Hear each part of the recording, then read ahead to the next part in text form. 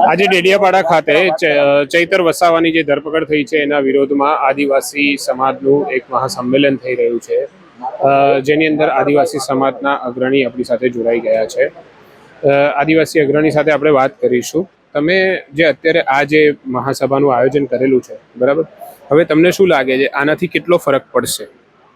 ચેતરભાઈ વસાવા જે રીતે આખા ગુજરાતમાં અન્યાયની સામે અવાજ ઉઠાવે છે સરકાર સામે, એના લીધે આ ષડયંત્ર કરીને કેસ કરીને એમને ખોટી સજા કરાવી છે.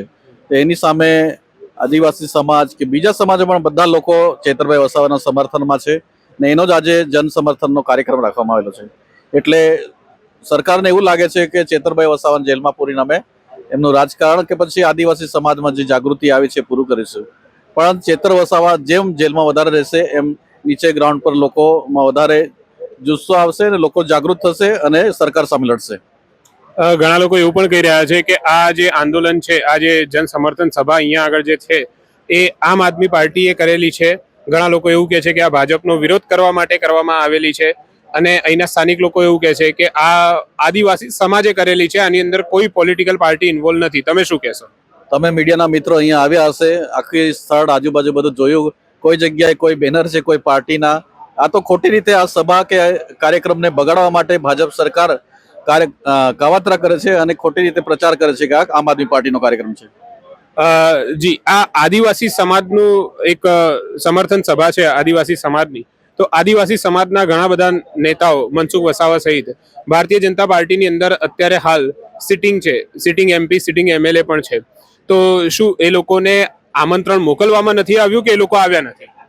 એ લોકો તો ચોક્કસ એ લોકો ભારતીય જનતા પાર્ટીમાં છે અને ભાજપ સરકાર જે રીતે કામ કરે છે, એમના કોઈ પણ ધારાસભ્ય સામાજિક કોઈ પણ મુદ્દો હોય તો સોશિયલ મીડિયા કે પછી ન્યૂઝમાં કોઈ દિવસ બોલતા જોયા નથી.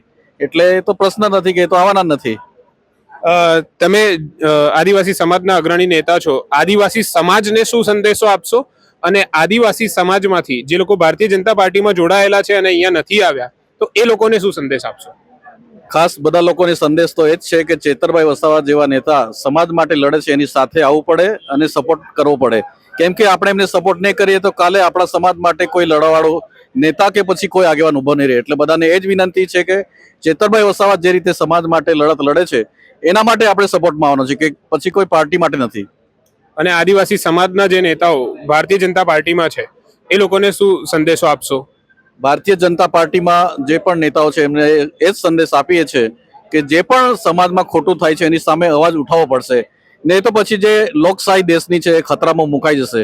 કેમ કે જે પણ સમાજમાં કે આખા ગુજરાતમાં જ્યાં પણ અન્યાય થાય છે ત્યાં કેમ કે ભાજપના કોઈ આગેવાન કે નેતા બોલતા નથી. એટલે ભાજપમાં પણ જે પણ નેતાઓ છે એને સમાજમાં હોય કે આખા ગુજરાતમાં જો ખોટું થાય તો એની સામે બોલવું જ પડશે, નહીં તો પછી લોકશાહી ખતરામાં આવી જશે. આપે જોયું કે જે જણાવ્યું છે કે લોકશાહી કેવી રીતે ખતરામાં આવશે, બરાબર. આવી જ રીતે આ પ્રકારના અગ્રણી નેતાઓ સાથે પણ આપણે વાત કરતા રહીશું, અને જેવી અહીંયા આગળ સભા શરૂ થાય છે અને રેલી શરૂ થાય છે તો અમે એના લાઈવ વિઝ્યુઅલ્સ પણ આપને બતાવતા રહીશું, પળે પળના અપડેટ આપતા રહીશું. જેના માટે અમારી ચેનલને લાઇક, શેર અને સબસ્ક્રાઇબ કરવાનું ભૂલતા નહીં. ફૈઝાન સાથે હું મિલન, નવજીવન. નમસ્કાર.